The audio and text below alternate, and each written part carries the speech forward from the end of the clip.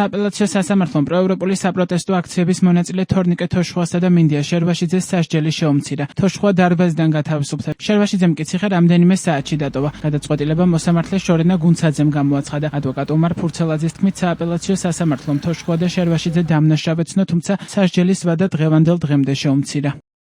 1 აპრილს თორნიკე თოშხვასა და მინდია შერვაშიძეს მოსამართლე ელენე გოგუაძემ ჯგუფურად ჩადენილი ძალადობის ბრალდებით 1 წლით თავისუფლების აღკვეთა მიუსაჯა. 37 წლის თოშხვა და 33 წლის შერვაშიძე რუსთაველის გამზირზე 2025 წლის 31 ივლისის ღამეს მომხდარ ინციდენტთან დაკავშირებით 16 აგვისტოს დააკავეს. მათ ბრალი წარუდგინეს ძალადობაში, რომელმაც ადამიანს ფიზიკური ან ფსიქიკური ტანჯვა მიაყენა, მაგრამ ჯანმრთელობის დაზიანება არ მოჰყოლია. საქმეში დაზარალებული სტატუსი ყოფილ ფეხბურთელსა და ქართული ოცნების მხარდამჭერს ბექა გოცირიძეს ჰქონდა. პროკურატურის მტკიცებით დემონსტრანტებმა ბექა გოცირიძეს ცემეს. დაცვის მხარის პოზიციით კონფლიქტი გოცირიძის მხრიდან იყო პროვოცირებული, ფიზიკური შეხება კი ერთმანეთის მიმართ ორივე მხრიდან მოხდა. 2025 წლის 17 დეკემბერს გამართულ პროცესზე ბექა გოცირიძე დაიკითხა, რა დროსაც მან რუსთაველის პროტესტის მიმართ უარყოფითი დამოკიდებულება დაადასტურა. მისივე თქმით, ჩხუბის დროს თავს იცავდა, ისიც ურტყამდა და ხელს იქნევდა. პროცესზე მან არაერთხელ თქვა, რომ პრეტენზია ბრალდებულების მიმართ არ აქვს და მათი გირაოს სანაცვლოდ გათავისუფლებას მიესალმებოდა.